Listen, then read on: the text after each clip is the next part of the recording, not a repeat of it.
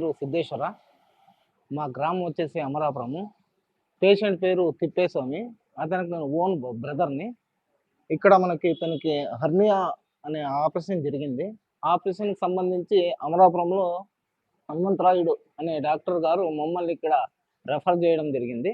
అక్కడి నుంచి ఇక్కడికొచ్చిన తర్వాత ఇక్కడ రాఘవేంద్ర చౌదరి సార్‌ని కన్సల్ట్ అయిన తర్వాత సారు ఇక్కడ హెర్నియా ప్రాబ్లమ్ ఎక్కువుంది.